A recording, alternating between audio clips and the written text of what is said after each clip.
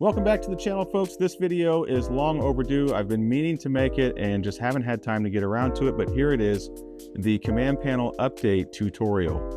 This will be highlighting the new firmware, which is R5, and the new features that you can do on your keypad. Most customers out there have already received this update over the air. It is a free update, but we'll be covering the features and changes that have happened on the ADT Command Panel keypad. All right, let's jump into our ADT Command keypad. I'm not going to go over basic arming and disarming features or panic buttons. I would reference a previous video that we made called the ADT Command Panel tutorial for those types of features. In this tutorial, we're going to be highlighting the new system updates and how the menu system has changed and some new features. I would say the biggest feature that's changed is they've moved the keypad setting now to the home screen, whereas before you would have to get into the toolbox, type in the master code in order to make changes to your keypad. Now, with the R5 update, they've added a bar on the top portion of your screen. If you take your finger and swipe down on that, this opens up your settings menu. In here, we can do things like turn our chimes on and off. We can, of course, adjust the brightness and volume. The clean screen section is in there, as well as screen shut off, which would put a timer on your screen to turn off after X amount of time, let's say 10 minutes. You can now, though, this is a new feature, turn on or off your built-in camera. This is the camera that's built into the keypad and would snap a picture anytime someone typed in the code and disarmed the system. Customers requested it for privacy reasons, so you can now turn that camera on or off. When you turn it off, it does put a slash in the camera icon on the top left of the home screen.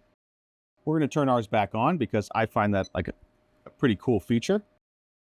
Another new feature on the R5 update is dark mode. Dark mode would actually change the color of your background. So if I select that, we could turn dark mode on. And instead of a blue background on the keypad, it is now dark or a black color scheme. I personally think this is nice and a sleek looking keypad now. That's what I run on our keypads. It just seems to be a little easier on the eyes. Personal preference on this though. For the purposes of this video, we're going to take dark mode off so it's easier for you at home to see what we're doing. The last feature on the settings menu is quiet mode. Quiet mode would actually turn off any sounds that the keypad would make, whether that be beeping, notifications, chimes. This would make your system completely quiet. We'll turn that back off.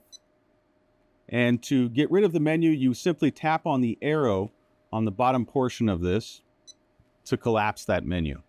Another new feature looking at the home screen would be the camera section. Now this does come with a caveat. This camera section only works with ADT cameras or Alarm.com cameras. A lot of the new ADT systems now are using Google Home, which is partnered with ADT on the security side, and the Google cameras would not work in this scenario. But if you have ADT cameras or Alarm.com cameras, you can now access those cameras or video doorbells directly on your keypad. For example, we have a camera hooked up right now. I could click on HSE cam and I could actually live stream my video camera directly to my keypad. You can do a maximum of 40 Alarm.com or ADT video devices on this Command Panel R5 update.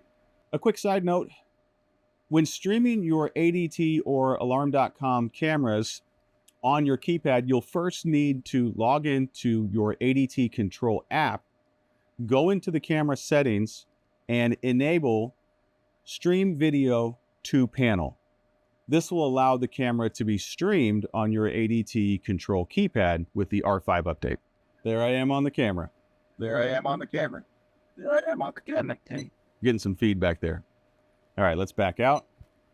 Automations and scenes, that's the same as it was before, as well as zones. Nothing's changed on those menus. If I hit this arrow, I can still get into my toolbox. And to get into the toolbox, I have to have the master code. A new feature in the toolbox menu is Disarm All. Disarm All would actually disarm multiple partitions. For example, if I had 2 or 3 partitions on my security system, I could disarm each partition altogether at one time from one keypad.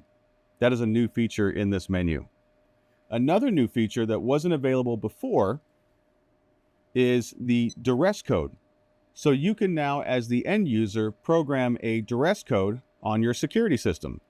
You'd simply click on Add New, name the user, we'll just call this one Duress, and save. Partition, we'll select partition 1, that's the only partition that we have. The code, we'll just make it 2580 right down the middle.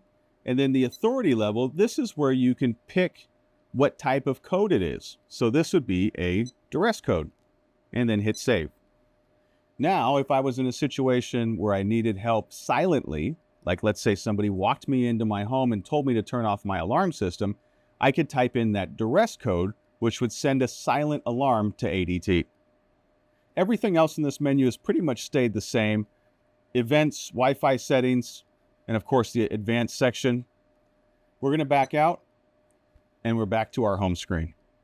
These are the updates on the ADT R5 firmware. Thanks for hanging in there with us. I hope you found this video helpful on the new features for the ADT Command Panel R5 update. If this did help you out in any way, if you could give us a like and a subscription, I'd really appreciate it, and we'll see you guys on the next one.